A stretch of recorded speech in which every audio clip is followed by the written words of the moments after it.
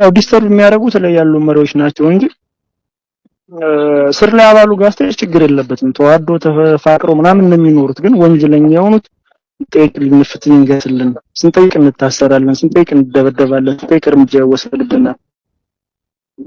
ስለዚህ ይሄንን የሚያደርጉትን ነገር ያጠፉትን አካል ጠይቁልን፣ ሰሩልን፣ እንዲያርሉን ነውና እንግዲህ እኛ እያደረግን ያለን አሁን ላይ ታች ላይ አባሉ ላይ ስራዎችን በመስራት ከዛ እንትን እንዲወጡ እንዲነጠው ምክንያቱም ጦሩ ላይ የፖለቲካል ስራ ከሰራ ማንም አፈንግጦ የሚሄድ አይኖርም። የወጣበትን አላማና እንትን ማስረዳት መቻል አለበት። ስለዚህ አባሉ ላይ ሰፊ ስራ መስራት መቻል አለብን። እኔ ህዝብ ላወያይ ስል ማወያየት አትችልም ብሎ አግደውኛል። ይሄ ነገር እንዲወጣ ስለፈለጉ ማለት ነው። ይሄን ሁሉ ለሚመለከታቸው ከፍተኛ አመራሮች ያሳውቀናል። እንግዲህ ከቀጠናው ይወጣሉ የተወሰነ ጊዜ እንደዚህ ነው። ሁለተኛ አሁን የቴዎድሮስ ሪፎርም ስለምናደርግ ምክንያቱም በእንትኑ ደረጃ ሻለቃ ዝናቡ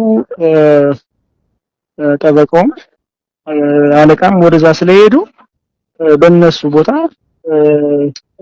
እንትን ያስፈልጋልና በዛ ላይ የራሳቸውን ሰው ቀድመው 2030 የፌስቡክን በመክፈት ራሳቸውን ሱፐር ኤሪያ ማድረግ የመቀስቀስ እንደዛ ነገሮች አሉ።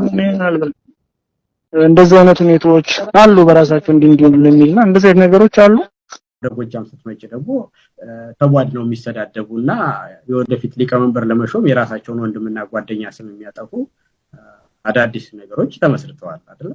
ይሄ ደና ሲንቀሳቀስ ከነበረና ጥሩ ስም ከነበረው ያንን ነገር ልክ እንደ እንትን ለመቆጣጠር የህዝብ ትግል መሆኑን ይሄ ሁሉ ሰው መሞቱን ሁሉም ሰው በያቅጣጫው የቻለው ሁሉ የሚደክመውን ነገር ረስተውት ጎጃም አካባቢ ያለውን እንቅስቃሴ ወደ ሰፈራቸው ወስደው የኔ ነው ሊያረጉት ተፈልጉ ማለት ነው። አሁን እነዚህ መሪ መሆን ይችላሉ እንደዚህ የሚሉ ሰው የትግሉን ደረጃ ይገነዘቡታል። ጓደኛውን ሰድቦ ክዶ ስሙን አጥፍቶ መሪ መሆን ይቻላል?